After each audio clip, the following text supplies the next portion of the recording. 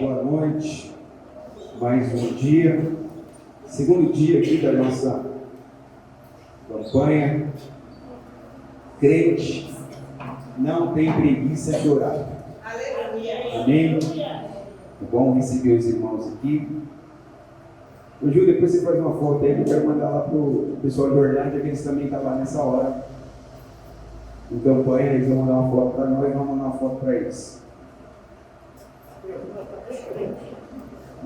Falar para eles que não é só eles que é crente não, né, pai? Mas também. Amém, irmãos? Vocês estão bem? Na bênção? Glória a Deus. Aleluia. E eu estou feliz por mais esta oportunidade que Deus nos dá. Depois de um domingo, uma palavra tão poderosa, onde fomos ministrados. E hoje temos o privilégio de mais uma vez nós podermos ouvir a palavra do Senhor. E como nós falamos no domingo, na terça passada, todas as vezes que Deus Ele coloca no meio do seu coração uma urgência no que diz respeito à oração, é porque Ele quer realizar algo. Ou Ele quer te mostrar que Ele está realizando algo que você não está percebendo.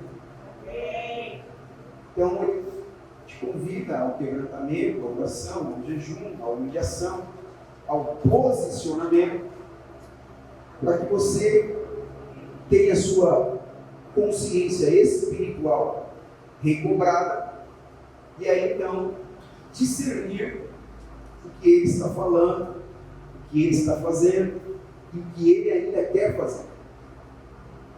E eu orando essa semana, orando hoje, ficou muito claro no meu coração que Deus já tem realizado grandes coisas, Deus está realizando grandes coisas, mas Ele ainda quer realizar grandes coisas através da minha e da sua vida. Então eu queria que você olhasse para o seu vizinho aí e falasse assim para ele: fica ligeiro,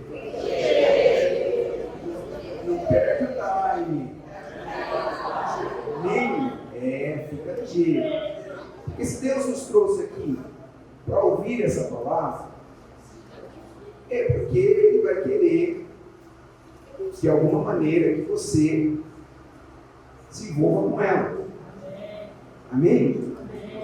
Então, eu quero introduzir você aqui nessa palavra.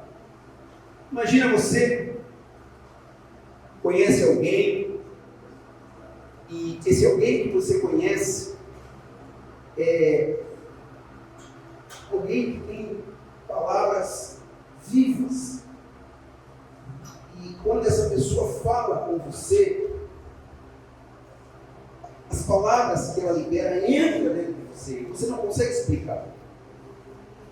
Mas é como se em algum momento da vida essa pessoa que está falando com você já tivesse falado com você há muito tempo atrás, já te conhecesse e você se encanta com essa pessoa. Então você começa a seguir essa pessoa. Você passa a ser um seguidor dessa pessoa. E seguindo essa pessoa, você percebe que por onde ela passa, ela cativa, arrebata multidões. Porque as palavras que ela libera são palavras de vida. Palavras que produzem vida na vida das outras pessoas e principalmente em pessoas que parecem que estão moribundas, doentes, estão vivas no corpo, mas espiritualmente parece que estão mortas.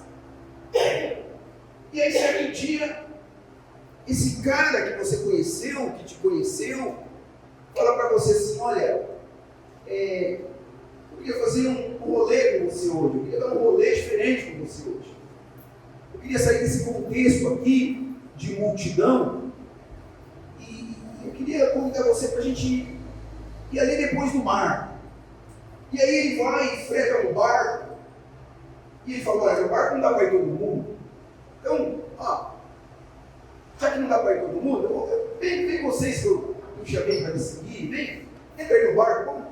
Vamos dar um rolê. E enquanto entra no barco, o barco começa a navegar, esse cara que você olha aqui, você fala, cara, eu consegui esse cara é diferente. Ele tem palavras de vida. Ele decide descer na ponta do barco, tirar um cochilo, porque ele está cansado.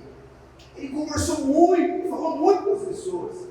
E aí você fica lá com a galera, trocando ideia, conversando, e de repente, por favor, Rogério, obrigado.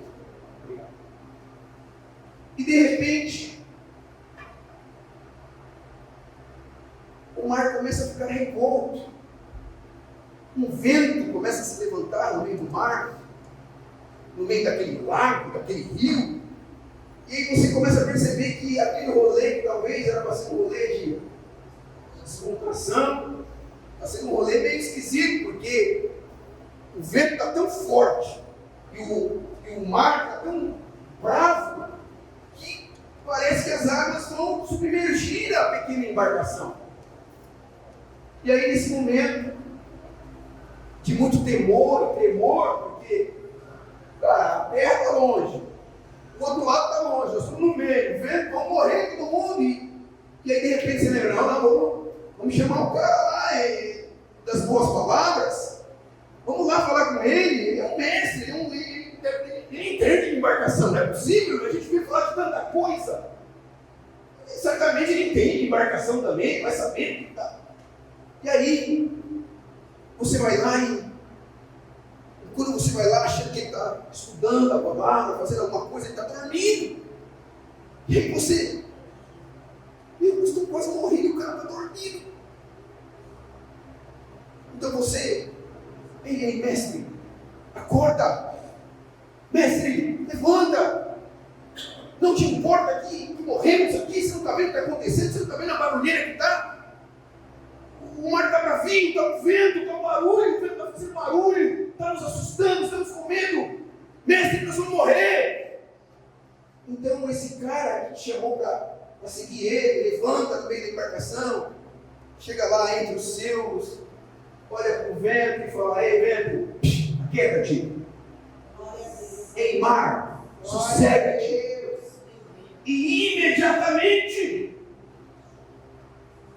as coisas ficam tranquilas, o céu vira um céu de brigadeiro, azul, lindo. Aquele mar parece que nunca teve ondas.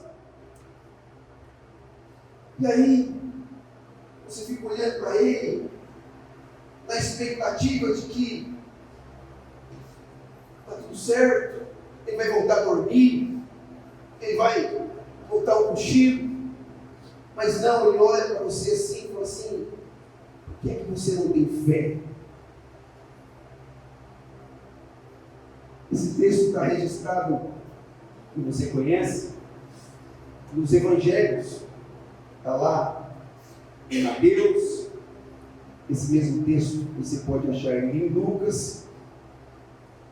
Você também acha esse texto em Marcos. Mas eu queria que você abrisse em Lucas, na NVI, se puder, passa aqui, filha. Capítulo de número 8, e o versículo de número 22, em diante.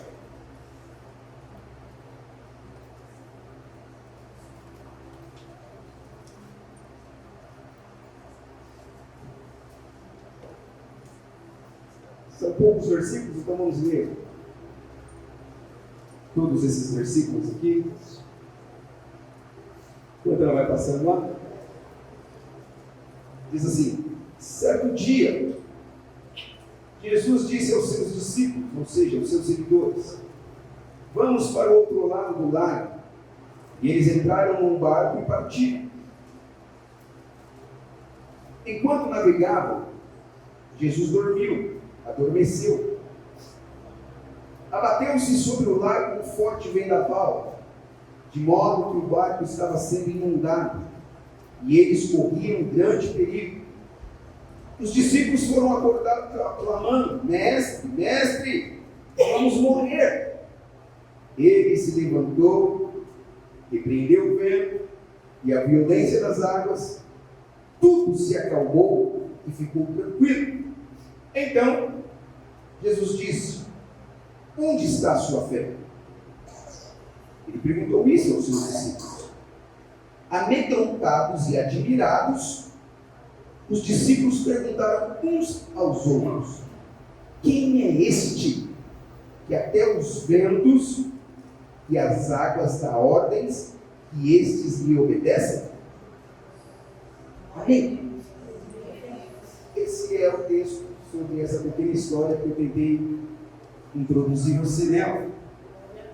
Meus irmãos, a nossa vida, ela pode ser considerada como essa embarcação.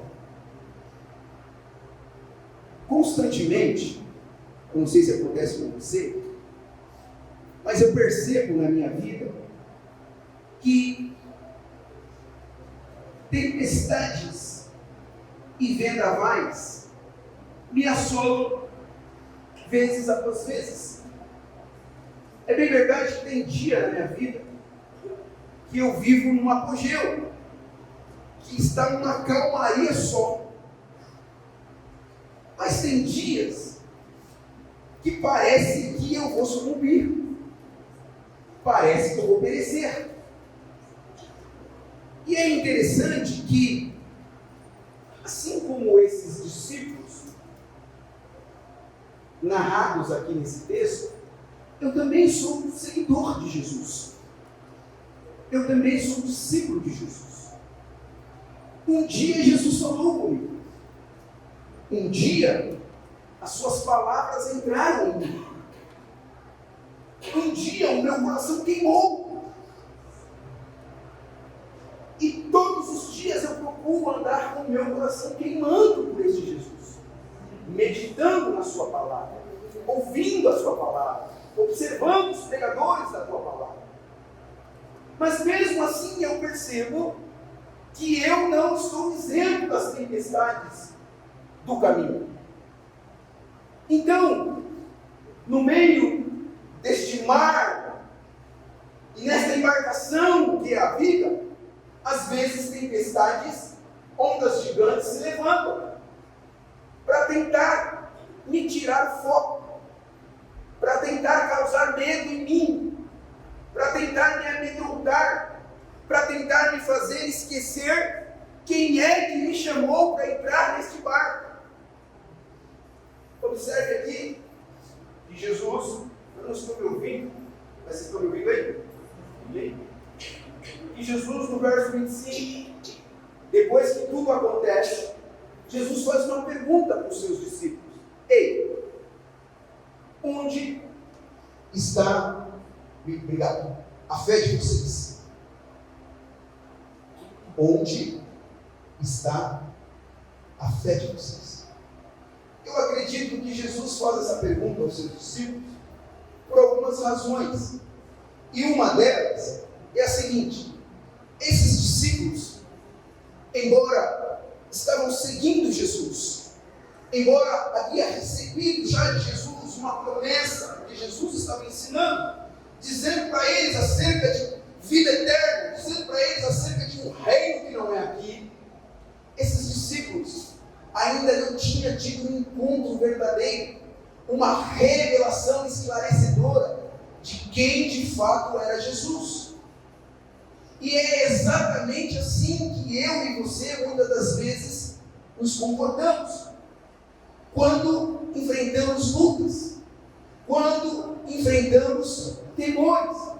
Nós acabamos de passar por um processo de pandemia e não foi nada fácil, sim ou não? Foi muito difícil. Parece que íamos morrer, parece que iríamos sucumbir, parece que tudo estava acabado para a igreja, parece que nunca mais nós nos reuniríamos neste número grande de pessoas, parece que nunca mais teríamos o privilégio ou a oportunidade ou a alegria da comunhão. Muitos começaram a dizer: precisamos redesenhar a igreja, precisamos pensar em outras coisas, vamos morrer, vai acabar. E nos esquecemos que aquele que nos chamou para entrar no barco é o nosso Deus. Exatamente. Foi isso que os discípulos, a resposta contrária que os discípulos deu foi a seguinte: eles começaram a conversar entre si. Jesus pergunta para eles: poxa, onde está a fé de vocês? Ao invés de ele chegar lá e ficar trocando uma ideia, falar: rapaz, é verdade, já vimos tantas coisas acerca desse cara, o que ele fez, os milagres que ele tem feito. Não tem como, ele é Deus, ele é o Filho de Deus, ele é o anunciado. Mas observe que não era essa a conversa dos discípulos. A conversa deles era o seguinte: cara, quem é esse que até o vento e o mar obedecem às suas ordens? Ou seja, existia uma dúvida a respeito de quem era Jesus. E Jesus já começa interrogando, dizendo: ei, onde é que está a fé de vocês? Então eu queria fazer uma pergunta, embora eu não seja Jesus, mas sou um seu discípulo. Eu queria perguntar para você: onde é que está a sua fé? Quando você vem para um culto de campanha, quando você vem para um ambiente como este, aonde é que está a fé? Observe, nós ouvimos aqui várias vezes, a fé ela não é um sentimento, a fé ela não é algo que nós podemos assemelhar a qualquer coisa. A fé não é intuição, a fé não é aquilo que nós aprendemos na faculdade, no curso teológico. A fé é algo que é plantada pelo próprio Deus no coração daquele que permite ser quebrantado por Ele. Então nós falamos aqui outro dia que a fé ela não sente, a fé ela sabe. Então, observe a pergunta de Jesus: onde é que está a fé de vocês? Eles não sabiam ainda quem era Jesus. Pergunta para você hoje no século 21, ano de 2022, no mês de novembro, século 21, ano 2022, no mês de novembro, e a data hoje é 15. Pergunta para você: você sabe quem é Jesus? E o Jesus aqui que eu estou falando para você não é o Jesus da narrativa bíblica apenas. Não é o Jesus da narrativa de homens. Não é o Jesus da narrativa da religião. A pergunta que eu faço para você: você sabe quem é aquele que você está seguindo? Você sabe quem é aquele que te chamou para entrar no barco? Que barco, pastor? Um dia você o aceitou, sim ou não? Um dia você fez confissão de fé. Um dia a palavra foi pregada a você. Um dia você disse para Jesus: eu te aceito como Senhor e Salvador da minha vida. O que significa isso? Você entrou no barco. Pergunta: você sabe quem é esse cara? A resposta para mim e para você: Ele é Deus. Ele é o Filho de Deus. Ah, pastor, isso eu já sei. Você está sempre pregando aí, todo mundo prega. Ele é o Filho de Deus. Ah, ele é o Filho de Deus. Observe o temor aqui dos discípulos. O Filho de Deus, ele tem o poder de falar para o vento se aquietar. O Filho de Deus tem o poder de falar para o mar se aquietar. O Filho de Deus tem o poder para restaurar a sua vida. O Filho de Deus tem o poder para libertar a sua vida. O Filho de Deus tem o poder para entrar na sua família e restaurar o seu filho drogado. O Filho de Deus tem o poder para entrar na sua casa e mudar toda e qualquer circunstância da sua casa. O Filho de Deus tem o poder de te abater, mas tem o poder também de te levantar e colocar no céu. O Filho de Deus tem o poder de fechar a cova que for aberta para você e te dar a vida. O Filho de Deus. A pergunta é: você sabe quem Ele é? Onde é que está a sua fé? Ah não, pastor, eu sei. Eu precisava de um trampo. Ele me deu um trampo. Eu precisava de uma casa. Ele me deu uma casa. Ah, eu precisava. Ah, é? Então por que você, quando vem as maiores tempestades, você não chama como filho de Deus, ou simplesmente você dá as costas e vai ficar temeroso, com medo, se escondendo dos grandes desafios que a embarcação tem que resistir? Cadê a fé de vocês? Onde é que está a sua fé? Perguntou Jesus aos seus discípulos. Então, nessa noite, meu querido irmão e irmã, Eu sei que quando a gente vem para uma campanha de oração, a gente vem com muita expectativa, sim ou não? Eu venho. E eu procuro colocá-las em Deus. Porque eu sei que Ele é poderoso. Porque eu sei que uma palavra dele vai resolver toda e qualquer situação. Então eu quero que, no nome de Jesus, ativar você hoje. Fazer com que você, de alguma maneira, saia da cadeira. Saia dessa comodidade espiritual. Saia dessa inércia de alma que quer viver uma vida regalada, achando que tá legal, Ele é o Deus que me dá casa, tá legal, Ele é o Deus que vai resolver o problema da minha empresa, tá legal, Ele é um Deus que resolve o meu problema financeiro, tá legal, Ele é um Deus que me cura, tá legal, isso tudo é bom. Eu quero hoje, no nome de Jesus, fazer com que você levante da sua cadeira, da sua inércia espiritual e entender que Ele é Deus. Tudo isso é fichinha para Ele, tudo isso não é nada para Ele. Ele quer nascer com a consciência aberta de que o céu é nosso. Ele garante o céu para nós. E que nós estamos aqui simplesmente passeando, mas com um propósito. Amém? Não, eu agora comecei, a tempestade se levantou, e essa tempestade chama-se meu filho, a minha filha que engravidou antes do casamento. Ah não, a minha tempestade agora é um tumor que nasceu aqui no meu cérebro, e eu não sei como eu vou dar conta disso. Então eu fico lá amedrontado, perguntando: mestre, resolva isso, mestre, me ajuda nisso, quando na verdade Ele é Deus. Isso não é nada para Ele, isso não é nada. Eu tenho que glorificá-lo, eu tenho que exaltá-lo. Não, a minha tempestade é as drogas. Eu não consigo me livrar das drogas, eu não consigo vencer as drogas, eu não consigo vencer o álcool. Que é isso diante de Jesus, o Filho de Deus? Nada.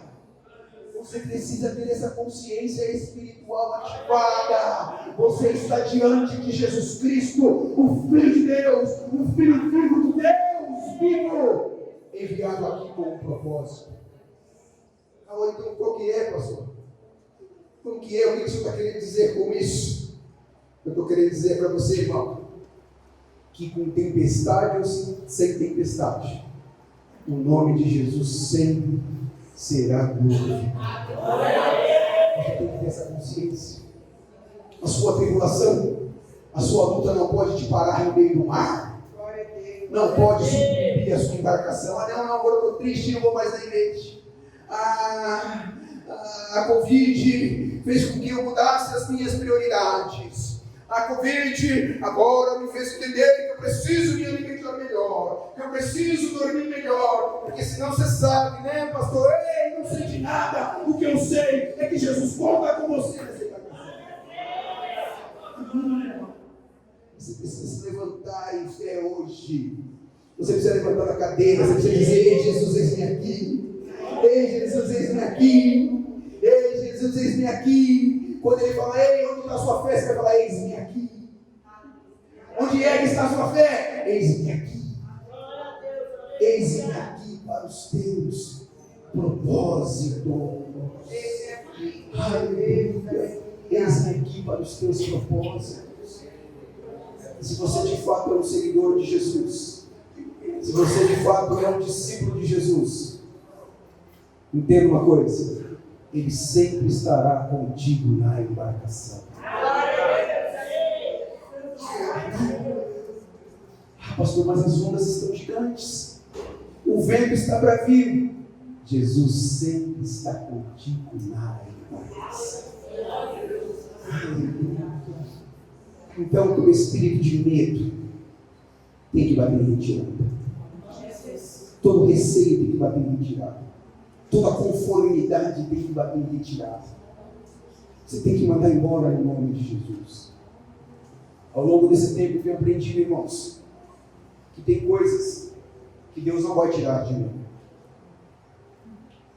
Tem situações que Deus não vai tirar de mim. Às vezes eu oro: Deus, manda minha soberba embora. Deus não vai tirar a soberba de mim. Deus manda o orgulho embora. Deus não vai tirar o orgulho de mim. Deus manda as minhas vontades para aquilo que eu não quero ir embora. Deus não vai tirar isso de mim. Isso é você que tem que mandar embora. Isso sou eu que tenho que mandar embora. Amém? Você está aí comigo, irmão? Tem coisas que é você que precisa se posicionar. Tem coisas que sou eu que preciso me colocar diante dele. Professor, você aprendeu isso em 15. Então ele vai mandar embora, então eu vou mandar embora, então me ajuda nisso. E ele vai olhar para o seu coração quebrantado, simpático ao coração dele. E ele vai te ajudar a crescer nesse processo. Ele vai te ajudar a avançar nesse processo. E quando o barco chegar do outro lado, você nem vai se lembrar que passou por uma tempestade. A sua conversa com os seus irmãos não vai ser: você viu? Você viu? Eu era um fracassado e agora eu sou pastor man do Perialto. Você viu? Eu era um fracassado e agora eu tenho uma empresa. Você viu? Eu não era nada e agora eu sou teólogo. Eu não era nada e agora eu sou irmão lá da igreja. Não, a sua conversa não vai ser essa. A sua conversa vai ser: esse Jesus é poderoso. Você viu esse Jesus? Você viu como ele é poderoso, como ele é gracioso, como ele é tremendo. Você viu como ele é fiel. Você viu o seu poder. Você viu a sua grandeza, a sua grandiosidade. Você viu, você vai dizer: eu vi. E ele vai olhar: isso é só o começo.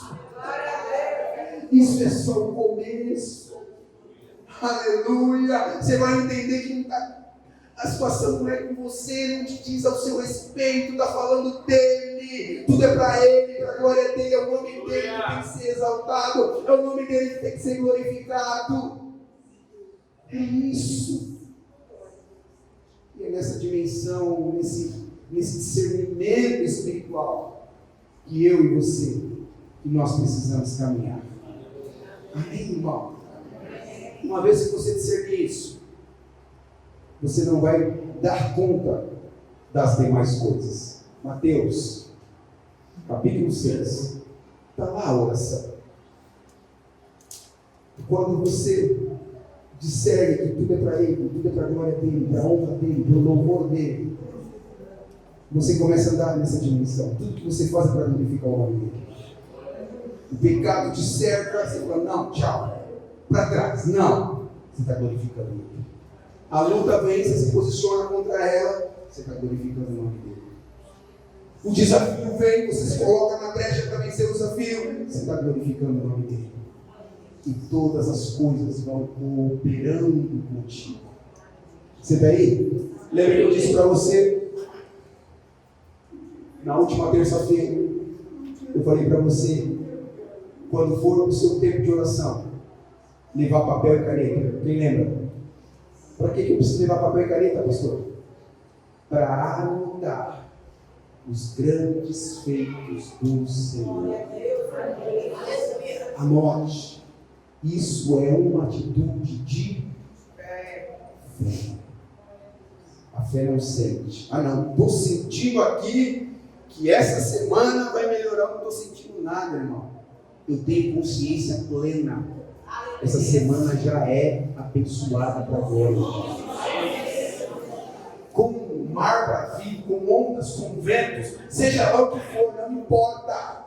Se Jesus está no barco, a vitória é garantida. Aleluia. Se Jesus está no barco, a vitória já está garantida. Aleluia. Pergunta para o seu vizinho aí: Jesus está no seu barco? Não, responde para ele.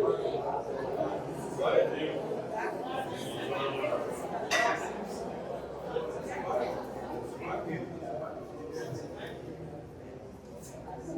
Tá, irmão? É bem provável que alguém vai falar: está no seu, eu sei, mas no meu parece que ele está dormindo. Mas deixa eu te dar um bom conselho. É melhor você ter Jesus dormindo no barco com o mar bravio do que ter um mar calmo, o diabo remando. Amém? Jesus no barco, nós vamos cumprir todos os propósitos que ele estabeleceu para nós. Em nome de Jesus.